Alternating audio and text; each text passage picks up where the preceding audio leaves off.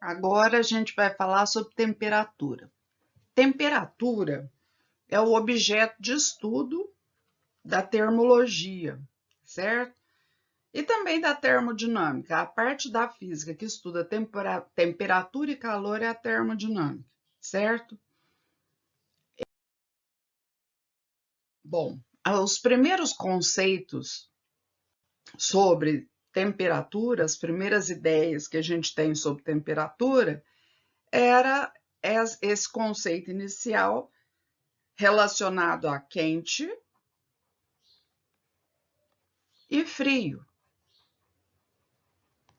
E também foram criados os termômetros. Por que foram criados os termômetros? Porque essa questão do quente e do frio nem sempre é muito válida.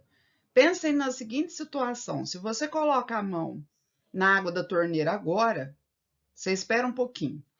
Você vai achar que a água está fria. Nessa época agora, põe a mão lá na água da torneira, você vai achar água fria. Mas se você pegar um pedaço de gelo, segurar um tempo na sua mão e depois você novamente colocar a mão embaixo da água da torneira, eu tenho certeza que vocês vão pensar, vão sentir que a água já está morna. Então, quer dizer que a água da torneira, afinal de contas, ela está fria ou ela está morna? Então, a nossa sensação térmica, o tato, ele não é muito confiável. Por isso que foi necessária a criação dos termômetros de escalas mais exatas para medir a temperatura, né? Então, surgiu a teoria cinética da matéria, e essa teoria cinética da matéria, ela também coincide com a época em que os cientistas começaram a estudar a estrutura da matéria, que tudo era formado por átomos, esses átomos se unem e formam moléculas. Aqui, por exemplo, vocês têm a representação da água na temperatura ambiente. Sabemos que isso daqui são moléculas, representações de moléculas de água, porque olha só para vocês verem, tem 3 átomos, né? Um branco, que é o oxigênio, que é maior, e esses 2 pequenininhos aqui, olha, eles são representações do hidrogênio. Então, a água, na temperatura ambiente, ela tem movimentação, né? As moléculas giram, rolam, como do lado aqui eu estou representando aqui, ó, toda molécula ela tem movimentos de translação, tem movimentos de rotação e também de vibração. Essa translação seria o giro livre da molécula e dos átomos. A rotação é quando a gente tem conjuntos que uns giram em torno dos outros. E a vibração é esse movimento de vai e vem que átomos e moléculas têm.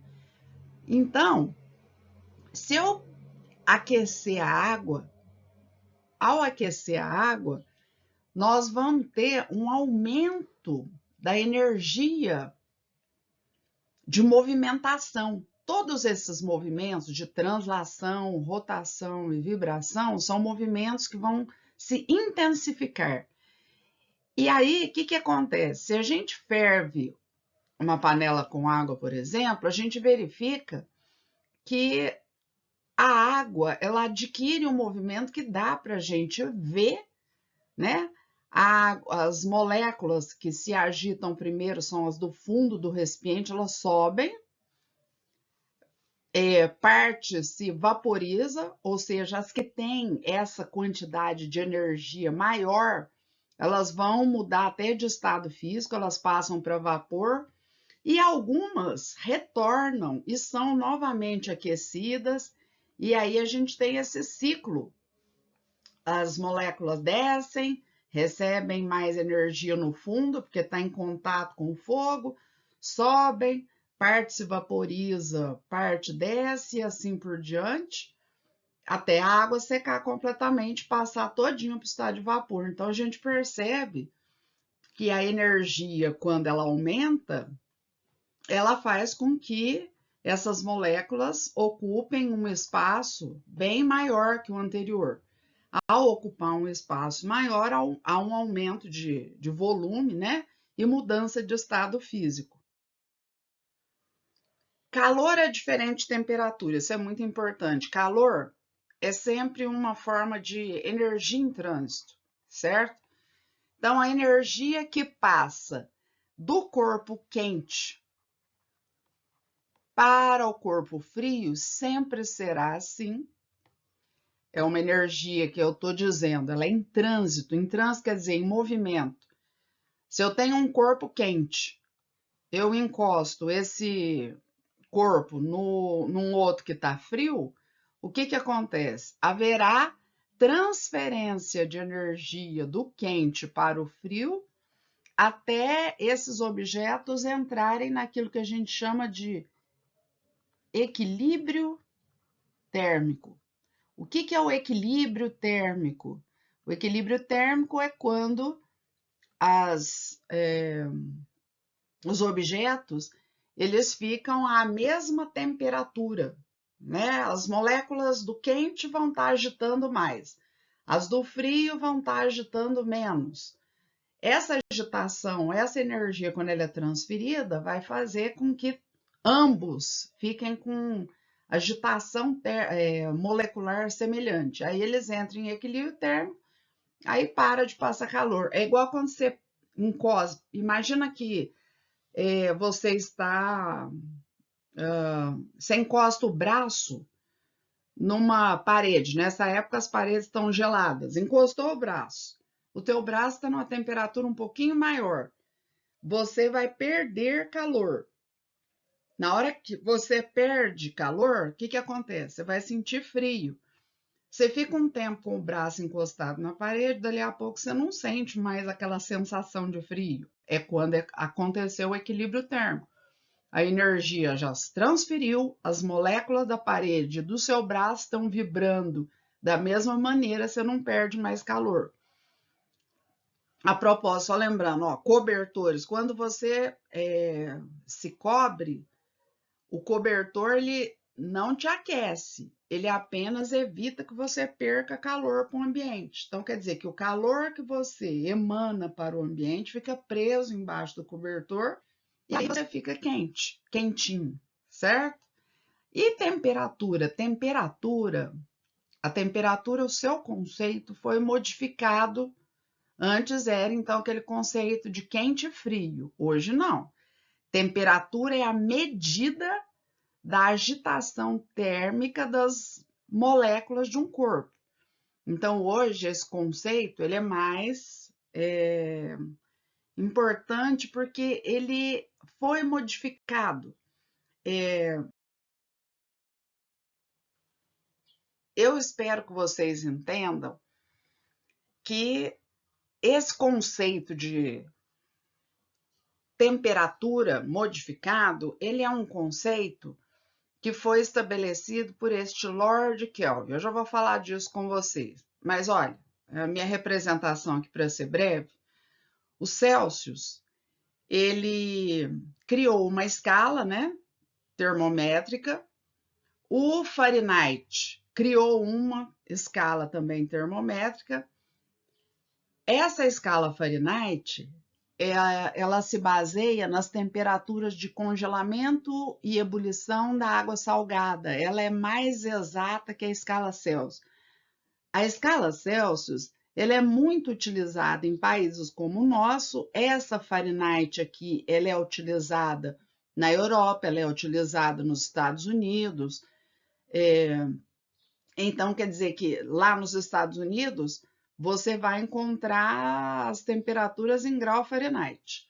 Aqui no Brasil, todo mundo conhece e sabe que a gente usa o grau Celsius, ou grau centígrado, porque ela se divide em 100 a escala Celsius. Mas a escala científica e aquela que considera que a temperatura é medida da agitação das moléculas, ela foi estabelecida por Kelvin. Kelvin, ele foi muito importante, fez vários trabalhos em várias áreas da física. Ele recebeu até esse título aqui, ó, de Lord, por conta dos trabalhos que ele desenvolveu. Ele era irlandês, depois foi para a Escócia e fez grandes trabalhos. Ele até, por conta dessa mudança de ganhar esses títulos de nobreza, o nome dele era William Thomson. E quando recebeu o título, passou a ser conhecido como Lord Kelvin. É o seguinte, estou voltando nele. Essas temperaturas Celsius e Fahrenheit, elas têm temperaturas negativas. Eu disse a vocês que o Fahrenheit aqui ele tem um zero também, toda escala, né? Ela tem lá o seu zero.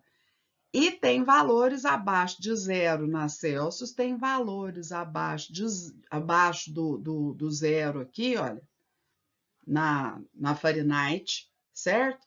Então, por isso, a escala Celsius e a escala Fahrenheit têm temperatura negativa. A Kelvin não tem não, viu, gente? Ó, porque se o zero absoluto é a menor temperatura que existe, daqui para baixo não tem nenhum valor.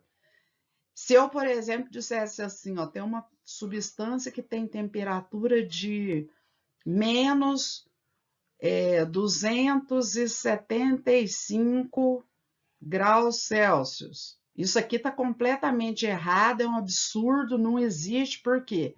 Essa aqui, ó, na escala Celsius, é a menor temperatura que existe. Então, não existe esse valor, porque esse valor negativo aqui seria menor que esse aqui, ó. Então, não tem temperatura menor que esse 273 menos 15 graus Celsius, e também não tem temperatura menor do que esse menos 459. Se eu falo assim, ó, menos 460 graus Fahrenheit, é errado, absurdo, porque não tem valor menor que esse aqui, tá?